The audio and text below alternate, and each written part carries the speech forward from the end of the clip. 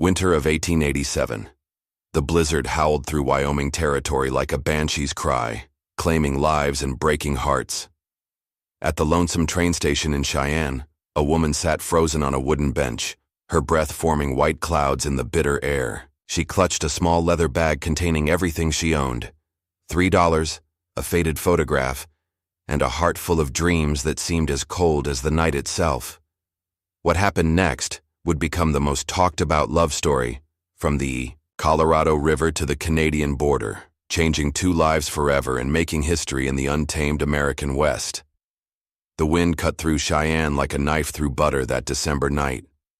Elizabeth "Libby" Montgomery pulled her thin shawl tighter around her shoulders, but it did little to keep out the cold. Her fingers had gone numb hours ago, and her lips were turning blue. The last train east had left 3 hours past, and the next wouldn't come until morning, if the storm didn't block the tracks. Libby had been a nurse back in Philadelphia, working in the charity hospital where she'd learned to tend wounds, deliver babies, and comfort the dying. But when the scandal broke, when Dr. Harrison tried to force himself on her and she'd fought back, breaking his nose with a bedpan, nobody would believe her word against his. The hospital dismissed her, and word spread through the medical community like wildfire. No respectable hospital would hire her, so she'd taken what little money she had and bought a train ticket west, hoping to find work in one of the mining towns where they were desperate for anyone with medical knowledge. But her money had run out in Cheyenne, and the boarding house had turned her away when she couldn't pay for another night. Now she sat on this hard bench, watching her breath fog in the air, wondering if she'd freeze to death before dawn. Her small leather medical bag sat beside her, the only thing of value she owned, containing her surgical tools, medicines, and the few certificates that proved her training. The sound of horse hooves on frozen ground made her look up. Through the swirling snow, she saw a figure approaching on horseback. The man was large, wearing a heavy coat and wide-brimmed hat, pulled low against the wind. As he drew closer, she could see his horse was a magnificent black stallion, and the man's clothes, though practical, were of fine quality. He dismounted and tied his horse to the hitching post, then walked toward the station. His boots were expensive. Leather, she noticed, and he moved with the confident stride of a man accustomed to having his way. When he pushed through the station door, a gust of wind and snow followed him inside. "Evening, miss," he said, touching the brim of his hat. His voice was deep and warm, with the slight drawl of someone who'd spent time in Texas. "Mighty cold night to be sitting out here alone." Libby tried to speak, but her teeth were chattering too hard. She managed a small nod. The man studied her with concerned eyes. He was perhaps 30 years old, with dark hair and a mustache, and despite the rough weather, he was clean-shaven and well-groomed. His face was weathered from years in the sun, but his eyes were kind. "Name's Jack Thornton," he said, pulling off his gloves. "I own the Double T Ranch about 20 miles north of here. Been in town on business and was heading home. When I saw you through the window." He noticed her medical bag and the way she was dressed. Her clothes were quality but worn, and she had the bearing of an educated woman despite her obvious poverty. "Are you a doctor, miss?" he asked gently. "Nee, nurse," Libby managed to say through chattering teeth. "Elizabeth Montgomery, from Philadelphia." Jack's eyes widened. A trained nurse was rarer than gold in Wyoming Territory. Most towns were lucky to have a barber who could pull teeth and set bones. "Miss Montgomery, you're going to freeze to death if you stay here much longer," he said, his voice filled with concern. "The storm's getting worse, and this station isn't heated. Please, let me take you somewhere warm." Libby looked at him with a mixture of hope and wariness. She'd learned not to trust men too easily, but she was desperate. And something about this Jack Thornton seemed different from the men she'd known back east. There was a gentleness in his manner despite his obvious strength. I don't have money for a hotel," she admitted, her voice barely above a whisper. "That's not your concern right now," Jack said firmly. "Getting you warm and fed is what matters. We can sort out the rest later." He shrugged out of his heavy coat and wrapped it around her shoulders. The warmth of it, still carrying his body heat, made her gasp with relief. The coat smelled of leather, horses, and something else, perhaps pine soap. "Can you walk?" he asked. Libby tried to stand, but her legs were too stiff from the cold. Without hesitation, Jack scooped her up in his arms, her medical bag included. She was light as a feather, he thought, and trembling like a leaf in a windstorm. "The hotel's just across the street," he said, carrying her toward the door. "We'll get you warmed up and fed, and then you can tell me what brings a trained nurse to Wyoming Territory in the middle of winter." As they stepped out into the storm, Libby found herself pressed against Jack's chest, his strong arms holding her securely. For the first time in months, she felt safe. She didn't know this man, didn't know his intentions, but somehow she trusted him. Maybe it was the desperate situation, or maybe it was something in his eyes, a kindness she hadn't seen in far too long. Before we roll back time, tell us where you're tuning in from, and hit subscribe for more Wild West tales. The Cattleman's Hotel was the finest establishment in Cheyenne, and when Jack Thornton walked through the front door carrying a half-frozen woman, every head in the lobby turned. The desk clerk, a thin man named Perkins, hurried over with obvious concern. "Mr. Thornton, sir, what happened?" "Found this lady at the train station near frozen to death," Jack said, still holding Libby in his arms. "I need your best room, and send up hot food, coffee, and plenty of blankets. Also get Doc Williams if he's still in town." "Right away, sir," Perkins said, grabbing a key from the board. "Room 12, second floor. Shall I help carry her?" "I've got her," Jack replied, heading for the stairs. Libby was aware of the stairs, and whispers as Jack carried her through the hotel, but she was too cold and exhausted to care about her reputation. The warmth of the building was making her fingers and toes tingle painfully as feeling returned to them. Jack carried her into a spacious room with a large bed, a fireplace, and fine furniture. He set her gently on a chair by the fire and immediately began building up the flames. "The hotel will send up some ladies' clothes," he said, not looking at her as he worked with the fire. "Yours are damp from the snow. We need to get you warm and dry." A knock at the door announced the arrival of hot coffee, soup, and blankets. Jack tipped the boy generously and sent him away, then poured Libby a cup of coffee with hands that were surprisingly gentle for their size. "Drink this slowly," he said, wrapping a blanket around her shoulders. "Too much heat too fast can be dangerous." Libby sipped the coffee gratefully, feeling warmth spread through her chest. "You seem to know something about medicine yourself," she observed, her voice growing stronger. Jack smiled. "You learn a few things running a ranch. Men get hurt, animals get sick, and the nearest doctor might be 100 miles away." He pulled up another chair and sat across from her. "But I'm no trained nurse. What brought you west, Miss Montgomery? If you don't mind my asking." Libby studied his face in the firelight. He had honest eyes, she decided, and after what he'd done for her tonight, he deserved some explanation. "I worked in a hospital in Philadelphia," she said carefully. "There was trouble. A doctor who wouldn't take no for an answer. When I defended myself, I was dismissed. No hospital back east would hire me after that." Jack's jaw tightened, and she saw anger flash in his eyes. "A man forced himself on you?" "He tried to," Libby said. "I broke his nose with a bedpan." Despite the serious nature of the conversation, Jack's mouth twitched with the hint of a smile. "Good for you. I hope it hurt." "It did," Libby said, and, for the first time in months, she almost smiled too. "But it cost me my career. I thought maybe in the West, where doctors are scarce, my past wouldn't matter so much." "It doesn't," Jack said firmly. "Out here, we judge people by what they do, not by the lies told about them back east. A trained nurse is worth her weight in gold in this territory." Another knock interrupted them, and a hotel maid entered with an armload of women's clothing. "Begging your pardon, sir, but these are the finest we have. Mrs. Patterson in room 8 donated them. She said any woman caught in this storm deserves all the help we can give." "Thank Mrs. Patterson for her kindness," Jack said, standing. "I'll wait downstairs while Miss Montgomery changes." "Mr. Thornton," Libby called as he reached the door. "Why are you helping me? You don't know me." Jack paused, his hand on the doorknob. "Maybe because I know what it's like to be alone in the world," he said quietly.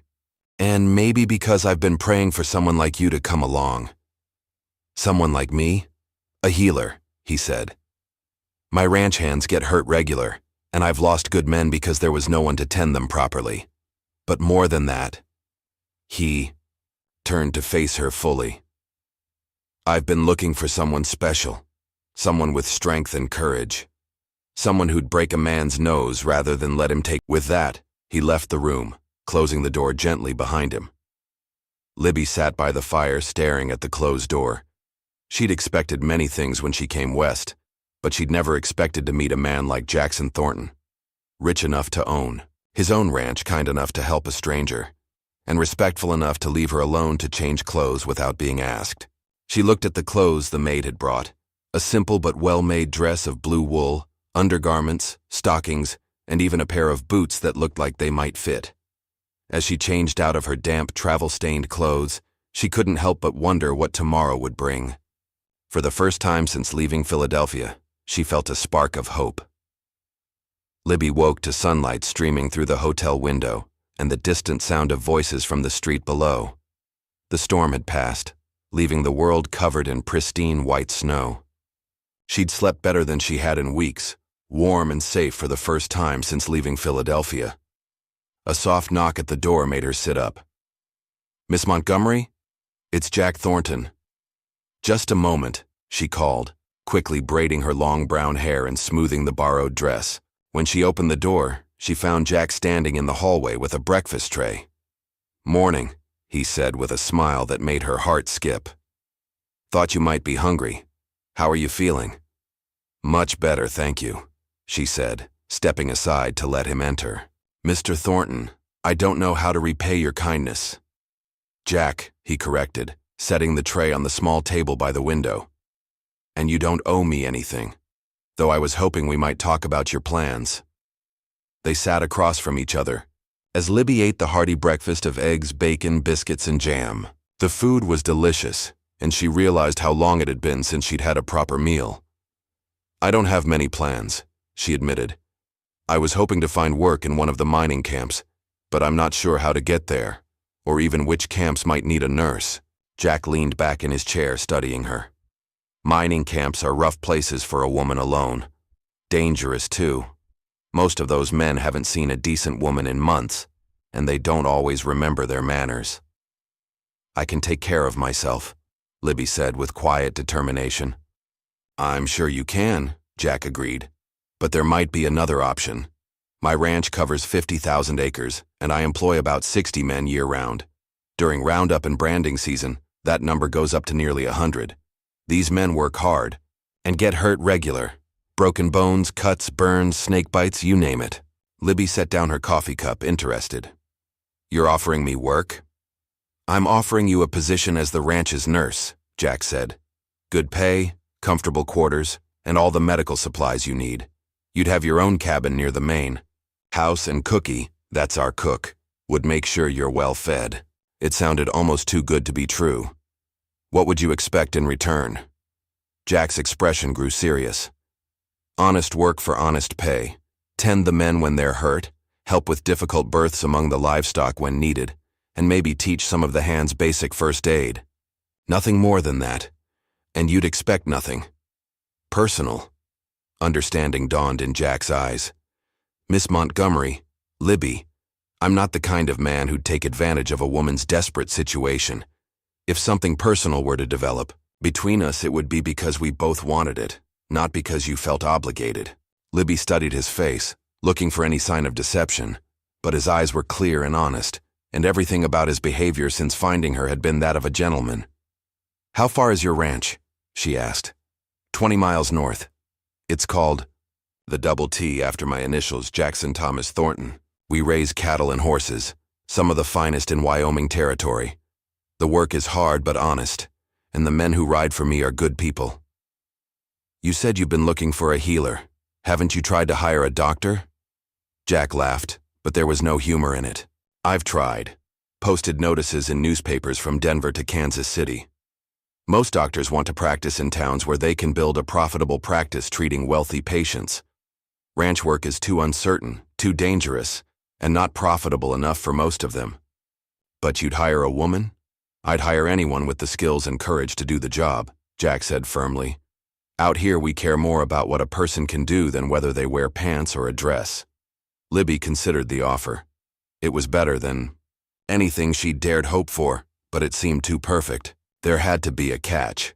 "What aren't you telling me?" she asked. Jack smiled appreciatively. Smart as well as skilled. "All right, here's the truth of it. The Double T is a working ranch, not a fancy estate. The winters are hard, the summers are hot, and we're 20 miles from the nearest town. You'd be the only woman on the ranch most of the time except for Cookie's wife Martha, who helps in the kitchen. It can be lonely." "I've been lonely in cities full of people," Libby said quietly. "At least ranch loneliness would be honest." "There's something else," Jack continued. "I'm not just the owner of the Double T. My family has money, quite a bit of it. My father made a fortune in shipping before the war, and I've done well with investments in addition to the ranch. Some people might say you're trying to catch yourself a wealthy husband." Libby's chin came up defiantly. "Let them say what they want. I know my own heart and intentions." "I believe you do," Jack said softly, "but I wanted you to know what you might be walking into." They sat in comfortable silence for a moment, watching the snow-covered street through the window. Finally, Libby spoke.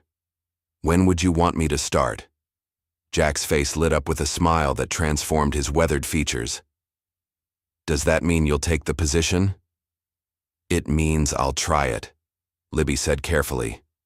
"If it doesn't work out for either of us, I'll move on with no hard feelings." "Fair enough," Jack said, standing and extending his hand. "Welcome to the Double T, Nurse Montgomery."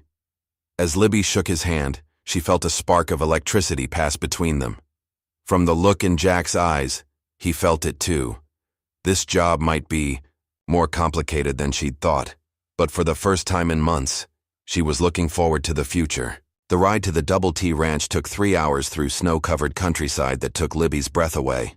Jack had bought her a warm coat, riding boots, and other necessities in Cheyenne, refusing to take no for an answer when she protested the expense. "Consider it an advance on your salary," he'd said with a grin that was becoming familiar. Now, as they rode side by side through the Wyoming wilderness, Libby felt a sense of freedom she'd never experienced back east.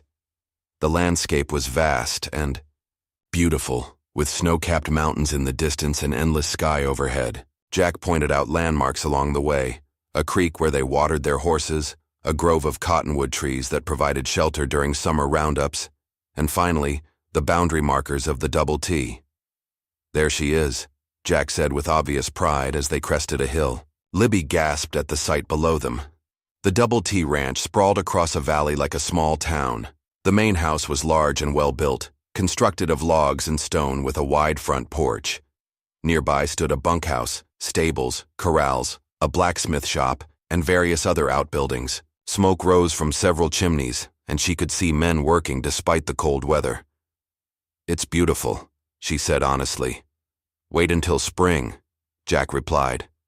"When the grass is green and the wildflowers are blooming, there's no prettier sight in all of Wyoming." As they rode into the ranch yard, men began emerging from various buildings to greet them. Word of Jack's mission to town had obviously spread, and they were all curious about the woman riding beside their boss. "Boys," Jack called out as he dismounted, "I want you to meet Miss Elizabeth Montgomery. She's our new nurse." A cheer went up from the assembled men, and Libby felt her cheeks redden. One grizzled cowboy with gray whiskers stepped forward. "Name's Tom Bradley, miss. I'm the foreman here. Can't tell you how glad we are to have someone with medical training on the ranch." "Thank you, Mr. Bradley," Libby said as Jack helped her down from her horse. "I hope I can be of help." "Oh, you will be," said another man with a bandaged hand. "I cut myself on some barbed wire yesterday, and it's been paining me something fierce." "I'll take a look at it after I get settled," Libby promised. Jack led her toward a small but well-built cabin about 50 yards from the main house. "This will be your home," he said, opening the door. The cabin was simple but comfortable, with a main room that served as both living area and office, a small bedroom, and a kitchen with a wood stove. A fire had already been lit in the fireplace, and the rooms were warm and welcoming. "Cookie's wife Martha stocked the kitchen with supplies," Jack explained, "and I had some of the boys bring over furniture and linens. If you need anything else, just let me know." Libby walked around the cabin, touching the simple wooden furniture and admiring the view from the windows. One looked toward the mountains, another toward the main house and ranch buildings. It was perfect. "There's one more thing," Jack said, leading her to a room she hadn't noticed. "I thought you might need this." He opened the door to reveal a fully equipped medical office. There was an examination table, cabinets full of supplies, surgical instruments, and medicines. Everything was clean and well organized, better equipped than some hospitals she'd worked in back east. "Jack," she breathed, overwhelmed. "This must have cost a fortune." "A good nurse is worth a fortune," he said simply. "Besides, I ordered most of this months ago, hoping I'd eventually find someone to use it." Libby felt tears prick her eyes. After months of rejection and hardship, this kindness was almost too much to bear. "Thank you," she whispered. "Don't thank me yet," Jack said with a smile. "Wait until you've seen what some of these cowboys can do to themselves. You'll earn every penny of your salary." As if to prove his point, there was a knock at the door. Tom Bradley entered, supporting a young cowboy who was hopping on one foot. "Sorry to bother you, miss, but Billy here just got stepped on by his horse," Tom said. "Bring him into the medical room," Libby said, immediately shifting into professional mode. "Let's get that boot off and see what we're dealing with." As she examined Billy's injured foot, bruised but not broken, thankfully, Libby was aware of Jack watching from the doorway. When she looked up after bandaging the foot and giving Billy instructions for care, she found him smiling. "What?" she asked. "Nothing," he said. "Just thinking that this might work out even better than I hoped." That evening, after treating 3 more minor injuries and meeting most of the ranch hands, Libby sat in her new cabin trying to process everything that had happened. 2 days ago, she'd been freezing and penniless at a train station. Now she had a job, a home, and the respect of the men she'd be working with. And then there was Jack Thornton himself. He was nothing like the men she'd known back east. Neither the refined but weak gentlemen of society, nor the crude men who'd tried to take advantage of her vulnerability. Jack was strong but gentle, wealthy but unpretentious, and he treated her as an equal while still being protective. A soft knock at her door interrupted her thoughts. When she opened it, she found Jack standing on her porch with a steaming cup in his hands. "Thought you might like some hot chocolate before bed," he said. "Martha makes the best in Wyoming Territory." "That's very thoughtful," Libby said, accepting the cup gratefully. "Would you like to come in for a few minutes?" Jack hesitated. "I don't want to compromise your reputation." "I think my reputation can survive a brief conversation with my employer," Libby said with a smile. "Besides, who's going to see us way out here?" Jack entered and took a seat by the fireplace while Libby settled into the chair across from him. The hot chocolate was indeed delicious, rich and warming. "How are you settling in?" he asked. "Better than I dared hope," she admitted. "The men have been very respectful, the cabin is perfect, and that medical room is better equipped than some city hospitals." "Good," Jack said, then fell silent, staring into the fire. "What is it?" Libby asked, sensing something troubling him. "I want to be honest with you about something," he said finally. "When I found you at that train station, it wasn't entirely by chance." Libby set down her cup, suddenly wary. "What do you mean?" "I'd been in town on business, yes, but I was also making inquiries about finding a nurse or doctor for the ranch. The hotel clerk mentioned that a woman with medical training had been asking about work earlier that day. I went to the station, hoping to find you." "So you knew who I was?" "I knew a trained nurse was supposed to be on the evening train from the east," Jack said. "I didn't know your name or your circumstances until I found you there." Libby considered this. "Why didn't you tell me earlier?" "Because I wanted you to take the job based on its merits, not because you felt obligated to the man who rescued you." It made sense, and Libby found herself respecting him even more for his honesty. "Is there anything else I should know?" Jack met her eyes directly. "Just this. I'm attracted to you, Libby. Have been since the moment I saw you sitting in that station, but I want you to know that your job here is secure regardless of your personal feelings toward me. I won't pressure you or make your position here dependent on anything other than your professional skills. Libby felt her heart skip a beat. The attraction was mutual, but she appreciated his straightforwardness. Thank you for being honest, she said softly. And for the record, the attraction isn't one-sided. They looked at each other across the firelight, both aware that something significant was beginning between them. But they also both knew it was too soon, too complicated by their employer-employee relationship. Well, Jack said, standing, I should let you get some rest. Tomorrow, Cookie wants to show you around the kitchen gardens, and Martha's eager to give you the full tour of the ranch. Jack, Libby called as he reached the door. Thank you for everything. I haven't felt this hopeful about the future in a very long time. Neither have I, he said quietly. And then he was gone, leaving Libby alone with her thoughts, and the warm glow of possibility. Spring came early to Wyoming Territory that year. And with it, Libby settled into her new life at the Double T Ranch. She treated everything from broken bones to snake bites, delivered foals and calves, and even helped Martha in the kitchen garden when her medical duties were light. The Cowboys had come to trust and respect her, often seeking her advice on matters that had nothing to do with medicine. But it was her growing relationship with Jack that occupied most of her thoughts. He was careful to maintain professional boundaries during the day, but their evening conversations on her cabin porch had become a cherished routine. They talked about everything: his dreams for the ranch, her experiences back east, their hopes for the future. One evening in late April, as they sat watching the sunset paint the mountains gold and purple, Jack brought up a subject that had been weighing on his mind. Libby, there's something I need to tell you about my past, he said, his voice unusually serious. She set down her coffee cup and gave him her full attention. What is it? I was married before, Jack said quietly. Her name was Rebecca. We were childhood sweethearts back in Texas, married when I was 22. Libby felt a stab of jealousy, followed immediately by guilt. Of course, a man like Jack would have been married before. What happened to her? She asked gently. Fever took her 3 years ago, Jack said, pain evident in his voice.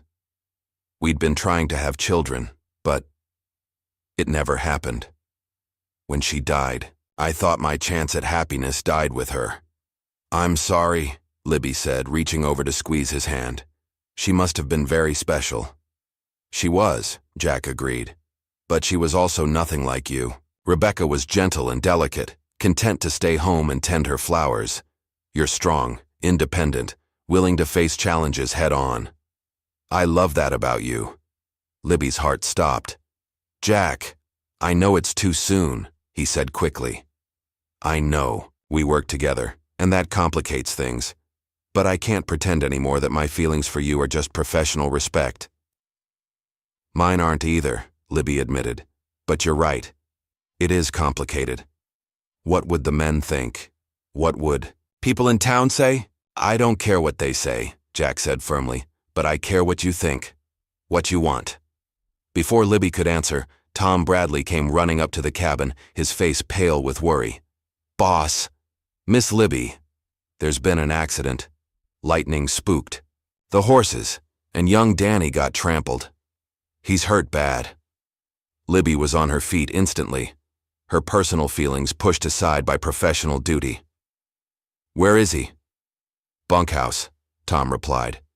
Cookie and some of the boys carried him there. Libby ran to the medical room to grab her supplies while Jack saddled horses to ride for the doctor in Cheyenne. But when she reached the bunkhouse and saw Danny's injuries, she knew there wasn't time to wait for the doctor. The 18-year-old cowboy was unconscious, his chest crushed and his breathing labored. Internal bleeding was obvious, and Libby knew she had to operate immediately or lose him. Clear a table, she ordered the gathered men. I need lots of light, hot water, and clean sheets. Tom, I need you to assist me. Miss Libby, Tom said uncertainly. Shouldn't we wait for the doc? He'll be dead before the doctor gets here, Libby said firmly. I've done this surgery before. We can save him, but we have to act now. For the next 3 hours, Libby worked over Danny's broken body, repairing internal damage and setting bones.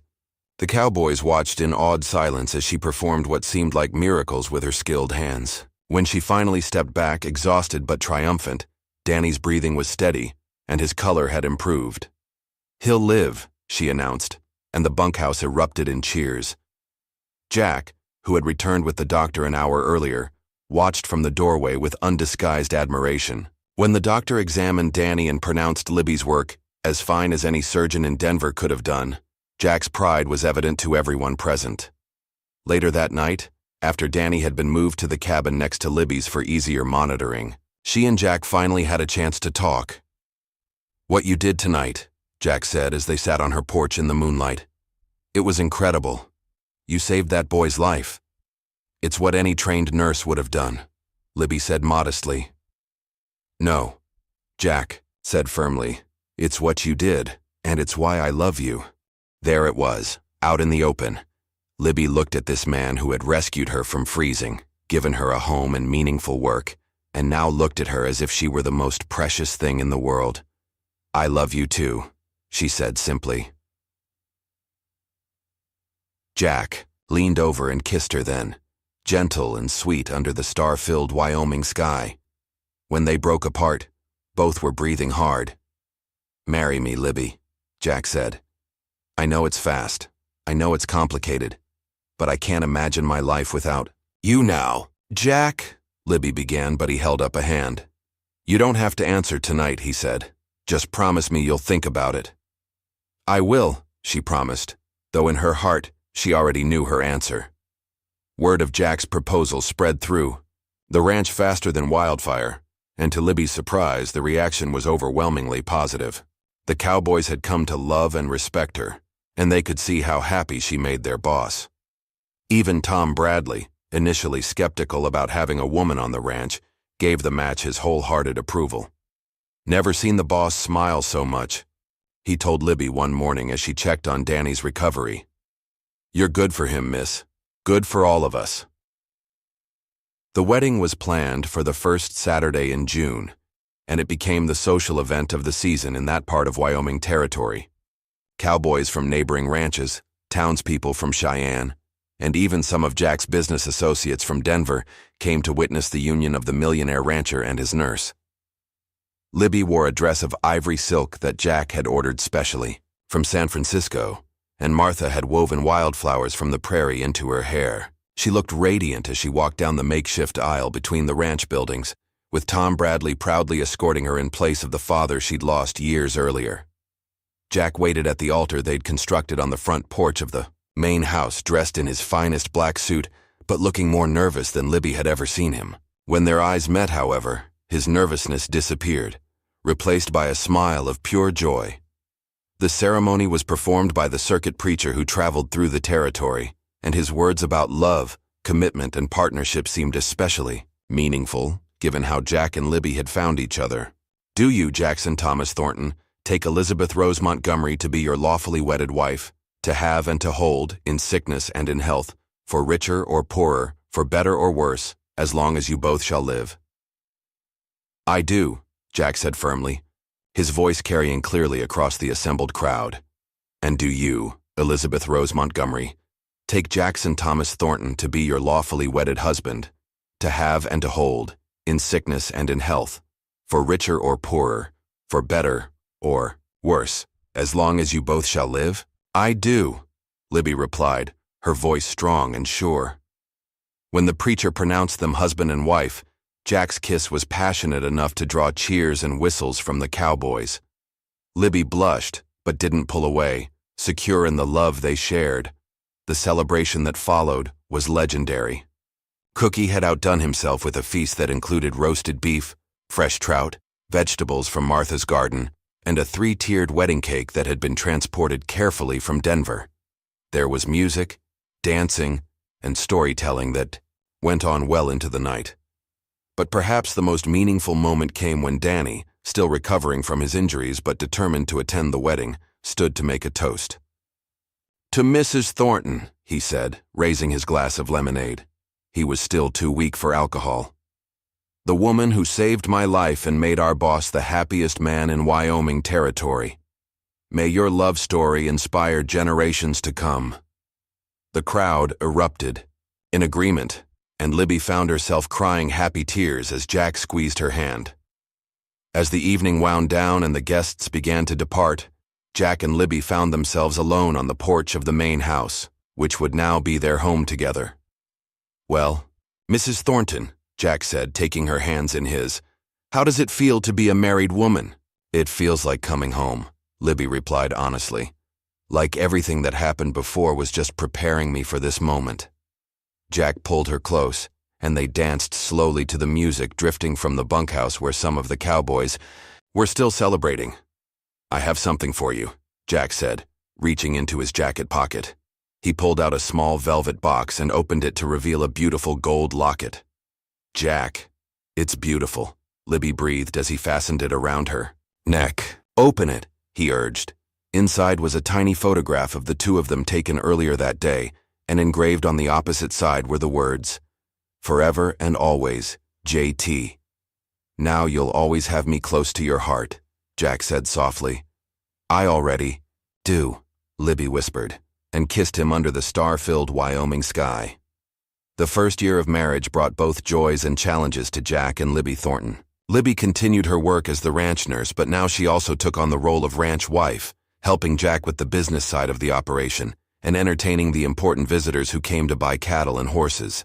She proved to be a natural at both roles. Her medical skills became legendary throughout the territory. She successfully treated a cholera outbreak in nearby Silver Creek, delivered twins during a blizzard, and even removed a bullet from a wounded sheriff who'd been chasing rustlers. But it was her partnership with Jack that truly made their marriage special. She had a keen mind for business and often suggested improvements to ranch operations that saved money and increased efficiency. Jack valued her opinions and never made important decisions without consulting her first. Their love story became the talk of Wyoming Territory. Newspaper reporters came from as far away as Chicago to write about the millionaire cowboy and his nurse wife. The story of how Jack had found Libby freezing at the train station was retold around campfires and in saloons from Colorado to Montana, but their happiness was tested when Libby's past came back to haunt them. In the spring of 1889, Dr. Harrison, the man who had tried to assault her in Philadelphia, arrived in Cheyenne, claiming to be investigating medical malpractice by unlicensed practitioners. "He's come to cause trouble," Libby told Jack as they sat in their bedroom, reading the telegram that had warned them of Harrison's arrival. "He's never forgiven me for what I did to him." "Let him come," Jack said grimly. "He'll find that things are different out here." Harrison arrived at the ranch 3 days later, accompanied by a territorial marshal and carrying official papers questioning Libby's right to practice medicine without a license. He was a thin, pale man with calculating eyes and a permanent sneer that made Libby's skin crawl. "Mrs. Thornton," he said with mock politeness, "or should I say, Miss Montgomery, I'm here to investigate reports of illegal medical practice." "My wife is a trained nurse," Jack said, stepping protectively in front of Libby. "She has certificates proving her education and experience." "Certificates that are meaningless if she's been dismissed from her position for moral turpitude," Harrison replied smoothly. "Did you tell your husband about your behavior back in Philadelphia, my dear?" "I told him about a coward who tried to force himself on me and got his nose broken for his trouble," Libby said, her voice steady despite her racing heart. "Your word against mine," Harrison said with a smile. "And I'm a respected physician while you're just a woman of questionable virtue." That was as far as he got before Jack's fist connected with his jaw, sending him sprawling in the dirt. The marshal reached for his gun, but found himself facing 30 angry cowboys who had appeared seemingly from nowhere. "Now see here," the marshal said nervously, "I'm a federal officer." "And I'm a citizen of Wyoming Territory," Jack said calmly, though his eyes were blazing with anger. "You want to question my wife's credentials? Fine. Let's go to town and have a proper hearing." The hearing was held in Cheyenne's courthouse 3 days later, and it seemed like half the territory showed up to support Libby. Patient after patient testified about her skill and compassion. The doctor from Cheyenne spoke eloquently about her surgical abilities. Even the territorial governor, who had met Libby at a social function, sent a letter praising her contributions to the territory's medical care. Harrison's accusations fell apart under scrutiny. It was revealed that he had been dismissed from his own hospital position for drinking and incompetence, and that he had harbored a grudge against Libby for years. When Tom Bradley testified about how Libby had saved Danny's life, performing surgery that no one else in the territory could have done, the judge's decision was swift and decisive.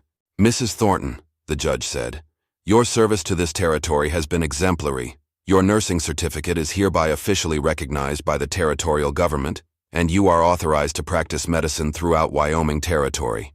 As for you, Dr. Harrison, I suggest you leave our territory immediately, before these good people decide to show you the same hospitality you've shown their beloved nurse." The courtroom erupted in cheers, and Libby found herself swept up in Jack's arms as he spun her around in celebration. "It's over," he whispered in her ear. "He can't hurt you anymore." "We did it together," Libby replied, looking into his eyes. "We can face anything together." That night, as they celebrated with their friends and neighbors, Libby realized that her love story with Jack had become something bigger than just their personal happiness. They had become symbols of the American dream, the idea that in the West, people could reinvent themselves, that hard work and love could overcome any obstacle. By 1892, 5 years after their marriage, Jack and Libby Thornton had become one of the most influential couples in Wyoming Territory. The Double T Ranch had expanded to over 100,000 acres, and their cattle and horses were renowned throughout the West. But it was their contributions to the community that truly set them apart. Libby had established the first real hospital in the territory, a modern facility in Cheyenne that served patients from hundreds of miles around. She had also started a nursing school, training young women to provide medical care in remote areas. Her innovations in frontier medicine had been written about in medical journals back east, and she had been invited to speak at medical conferences in Boston and New York. Jack had become a political force as well, serving in the territorial legislature and advocating for statehood. He had also invested in railroads, mining, and other businesses that brought prosperity to the region. But perhaps his greatest achievement was the town he had built on the southern border of the ranch, Thornton, Wyoming, complete with schools, churches, shops, and homes for the families of his employees. Their love story had indeed made history, inspiring countless others to take chances on love and new beginnings. But their greatest joy came from the 3 children they had been blessed with, twin boys born in 1890, followed by a daughter in 1892. Little Thomas and Jackson Jr. were already showing signs of their father's love for the land and their mother's compassionate nature. Baby Rebecca, named for Jack's first wife with Libby's blessing, was the light of their lives. "She's going to be a healer like her mother," Jack said one evening as they watched their daughter sleep in her crib. "Look at those gentle hands." "Or a rancher like her father," Libby replied with a smile. "Those hands look strong enough to handle horses." "Maybe both," Jack said, pulling his wife into his arms. "In this family we believe in unlimited possibilities." As they stood together watching their children sleep, Libby reflected on the journey that had brought them to this moment. From that freezing night at the train station to this warm, love-filled home, it had been an adventure beyond her wildest dreams. "Do you ever regret it?" Jack asked, as if reading her thoughts. "Leaving Philadelphia, coming west, taking a chance on a rough cowboy." "Never," Libby said firmly. "That night you found me at the station was the luckiest night of my life. Everything that happened before was just preparing me to be your wife and the mother of your children." "I love you, Libby Thornton," Jack said, kissing her forehead, "more than I ever thought possible." "And I love you, Jackson Thornton," she replied, "forever and always." Outside their window, the Wyoming wind whispered through the cottonwood trees, carrying with it the sounds of the ranch settling down for the night. In the distance, a cowboy played a soft tune on his harmonica, and the cattle lowed peacefully in the fields. Years later, when historians wrote about the early days of Wyoming, they always included the story of Jack and Libby Thornton.